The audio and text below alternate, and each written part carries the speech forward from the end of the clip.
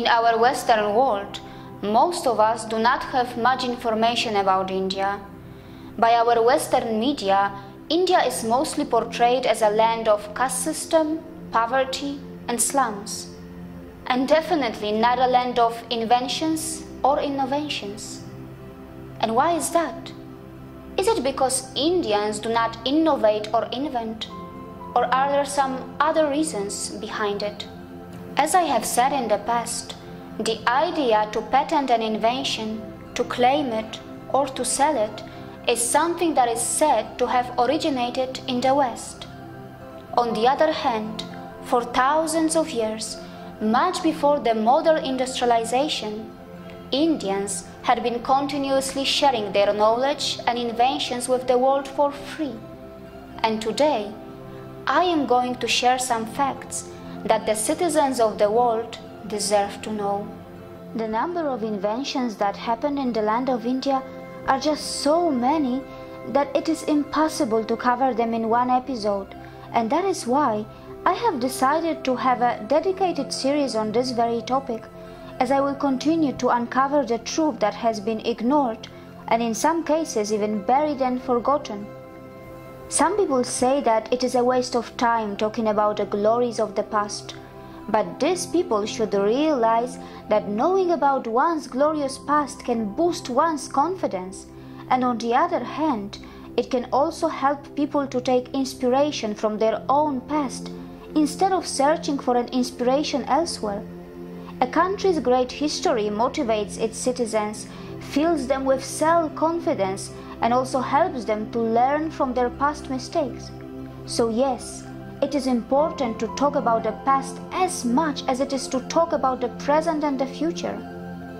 India's past is full of inventions and innovations in various departments like mathematics, astronomy, health, architecture, and many more.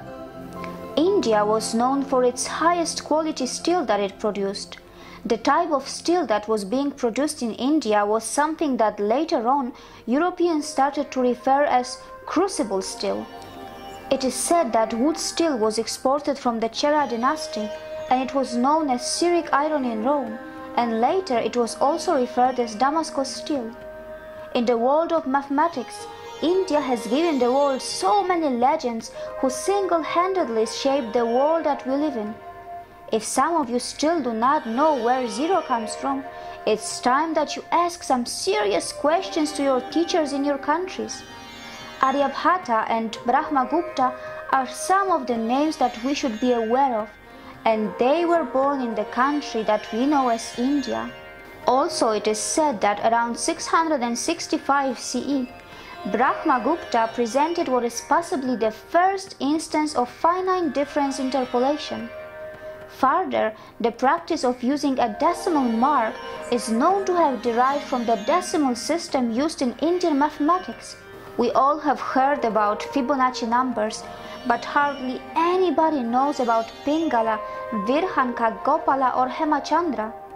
Well, many are unaware that the sequence was already described a long time ago in India.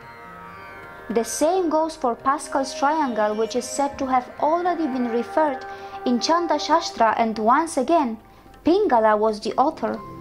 As far as calculus is concerned, have you ever heard about Indian connection with it? And how about Pythagoras theorem? Do you know about the Indian and the Chinese connection? By the way, I'm also wondering if you were ever told that the so-called modern procedures like plastic surgery and cataract surgery were already being performed in ancient India, because I had absolutely no clue about it until I came to India. As far as atomism is concerned, Maharishi Kannada is said to have suggested that matter is composed of particles.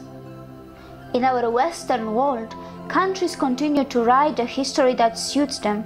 For example, in the British history textbooks, there is not much about the colonial period, and why they don't talk much about their colonial history is a question which continues to be raised even today. Perhaps many countries prefer to hide their controversial past to ensure that their citizens do not feel inferior or become self-loathing. Are you the one who is keen to learn the facts and not something that is politically, religiously, or commercially motivated? Are you the one who is keen to learn about the original inventors and not the ones who claim to reinvent the already invented? Are you the one who is ready to look beyond the idea of blind patriotism for your country and accept the truth regardless of who it ends up glorifying? If you think you agree with this, it's time that you rise and challenge the institutions that continue to teach you distorted history. Because the truth cannot have two faces. I am sure that there are people who are ready to accept the truth and welcome it. And together, we all can make this world a better and a less confused place. For once, let's put aside our personal glories and fame, or our personal interests and our selfishness, and take the historical and possibly a challenging step to change the syllabuses in the textbooks of the schools around the world, and replace it with the history that is not written to glorify a certain group or a community, but is based on an honest attempt to understand the past events.